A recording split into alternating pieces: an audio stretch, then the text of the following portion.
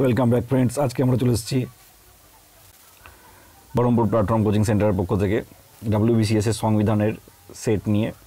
তো ভিডিওটি ভালো লাগলে অবশ্যই আমার চ্যানেলটি সাবস্ক্রাইব করবে এবং শেয়ার করবে। এরকম 100খানা ওয়ান লাইনার পেতে আমাদের চ্যানেলে অবশ্যই চোখ রাখুন।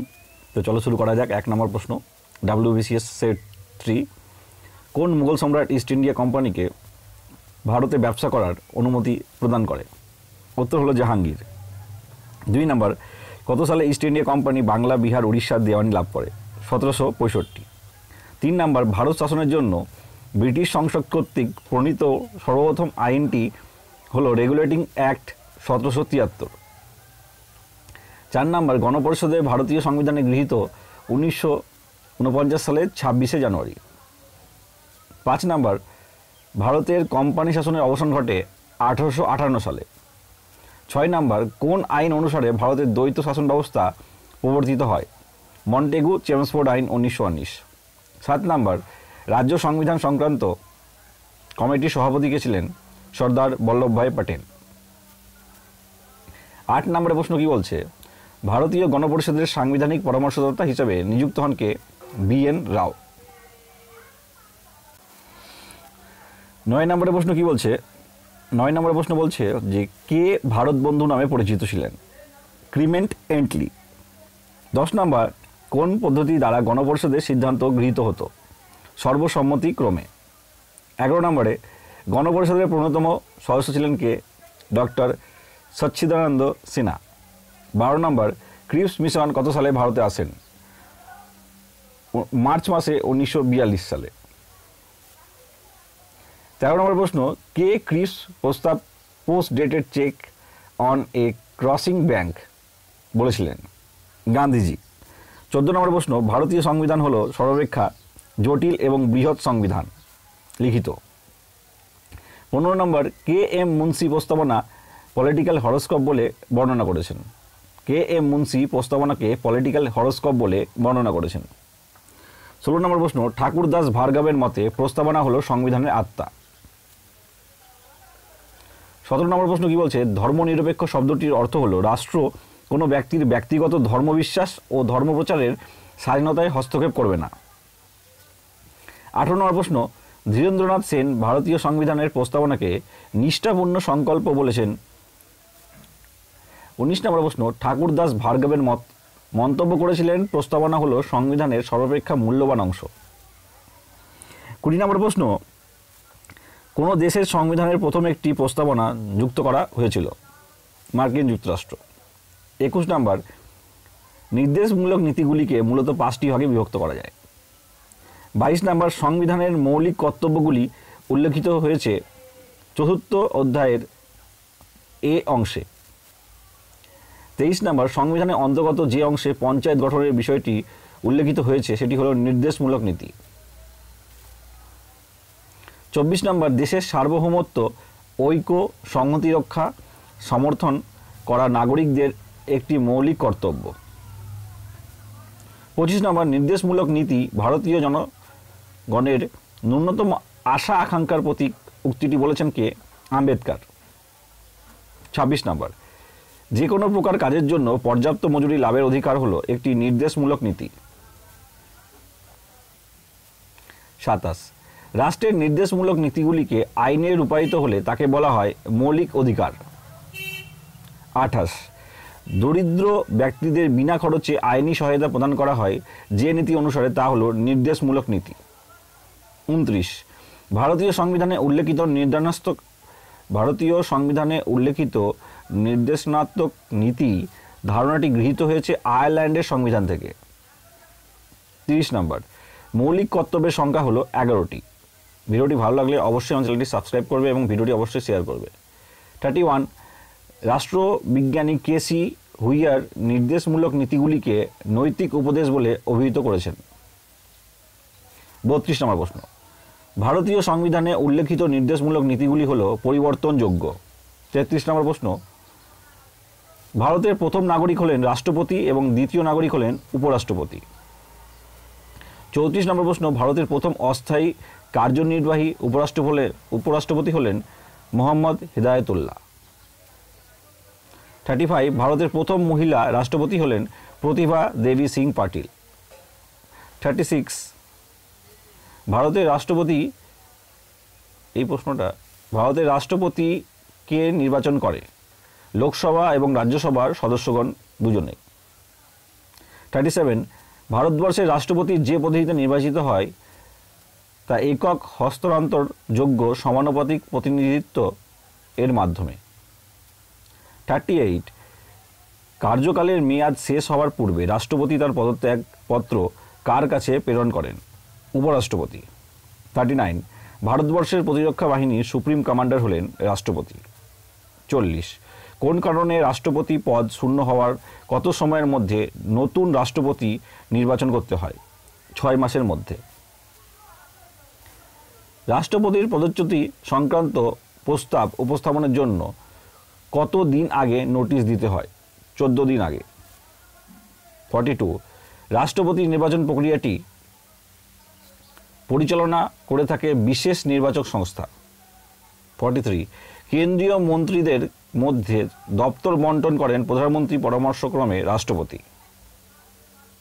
44 ভারতের রাষ্ট্রপতি পদপ্রার্থী বয়সের ঊর্ধ্বসীমা কোনো ঊর্ধ্বসীমা নাই।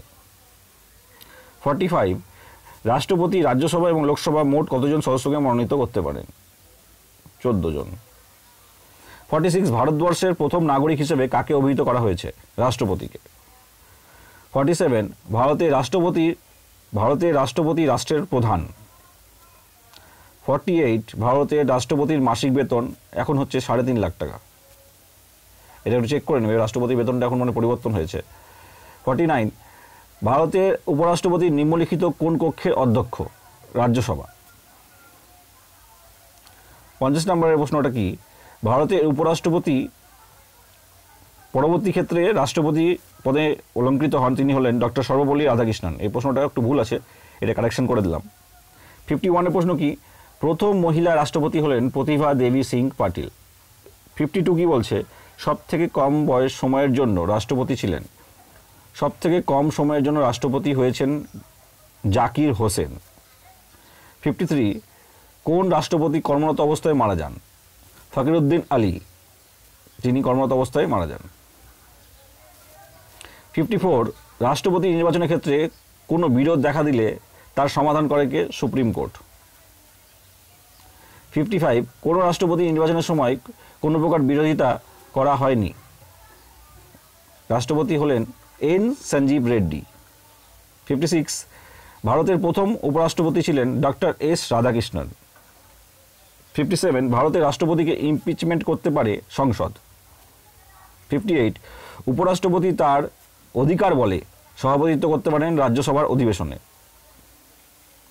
59 ভারতের অ্যাটর্নি জেনারেল কে নিযুক্ত করেন? রাষ্ট্রপতি। ভারতের অ্যাটর্নি জেনারেল কে নিযুক্ত করেন? রাষ্ট্রপতি। 60 নম্বর প্রশ্ন, ভারতের রাষ্ট্রপতি মাত্র একবার তার সাসপেন্স ভিডিও, এটা ভুল হয়েছে প্রশ্নটা।